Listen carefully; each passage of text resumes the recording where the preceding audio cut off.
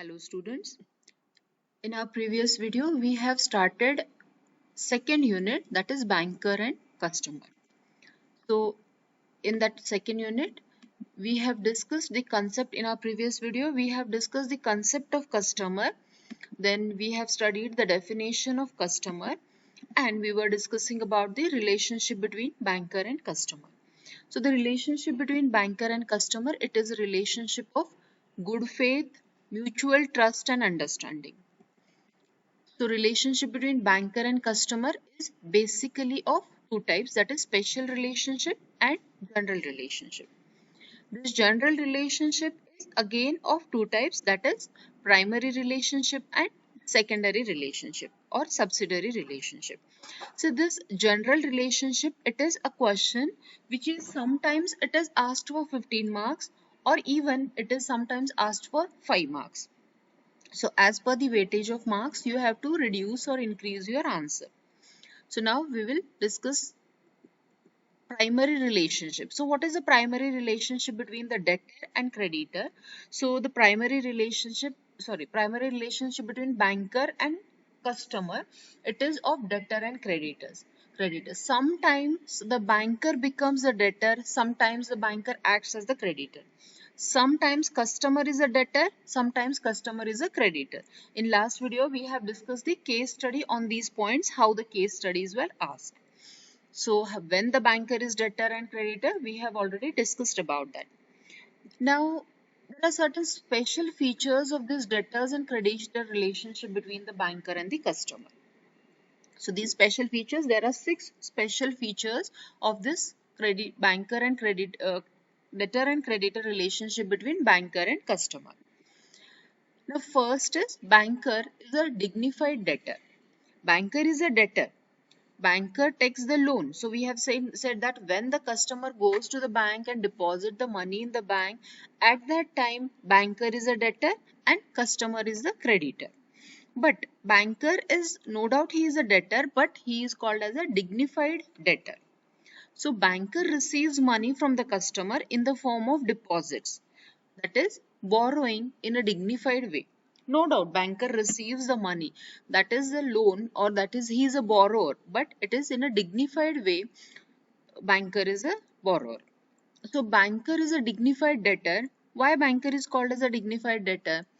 The first reason is there is a dignified name for borrowing. Banker borrows the amount from the customer in a dignified way and it is called as deposit and not as a loan. So we don't say that when we go and deposit our money in the bank, we do not say that I have given a loan to the bank, but we say that I have deposited the money in the bank. That means banker borrows the money from the customer but in a dignified way. It is called as a deposit and we do not call it as a loan. So that banker is a dignified debtor. Second reason why banker is called as a dignified debtor, there is a dignified place of receiving the money. So what is a dignified place of receiving the money? In case of banks, creditor or depositor goes to the debtor to deposit the money. So in case of bank, when the customer deposits the money, at that time customer is the creditor, banker is the debtor. But banker does not come to the customer to take the deposits, but the customer, that means the creditor himself, goes to the debtor to give the money. In ordinary commercial loans, debtor goes to the creditor. Debtor is a person who is in need of money, so he goes to the creditor for taking the money.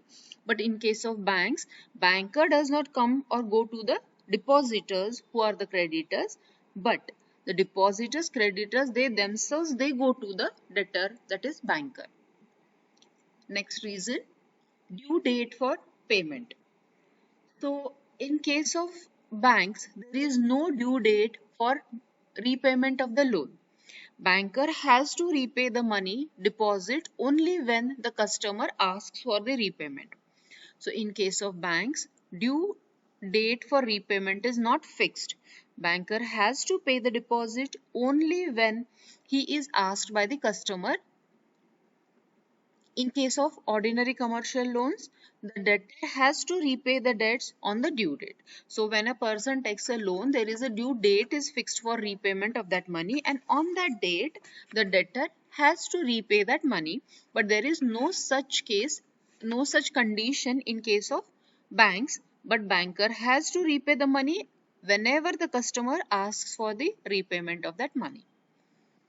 Next point, time for payment. Banker can repay the deposit only on working days during working hours. So when a banker has to repay the money, or when the customer wants the money, customer cannot ask for repayment at any time, or he has to ask only on working days and during working hours. But in case of commercial loans, commercial debt, the debtor can repay the amount at any time. So whenever he will be having an amount, having a money, he can repay it. He need not to wait for working days or working hours for repayment of the money. Next, security.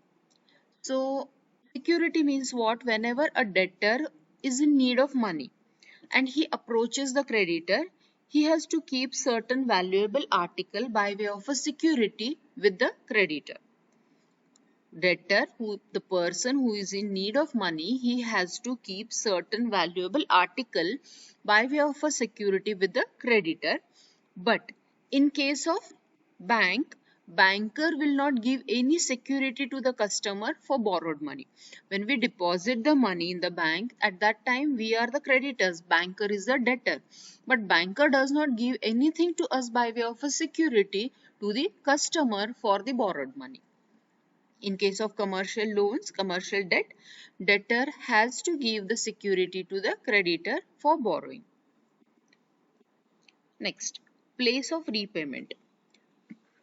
Place of repayment. In case of banker, the customer cannot ask the banker to repay the deposit at a branch other than where the deposit is kept. So he has kept the deposit in particular bank or particular branch. He can ask the repayment of money only in that bank or only in that branch, nowhere else.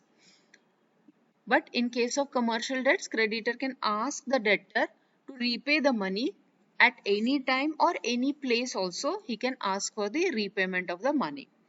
So for all these reasons, banker is called as a dignified debtor. No doubt banker is a debtor, but he is called as a dignified debtor because of all those reasons which we discussed just now.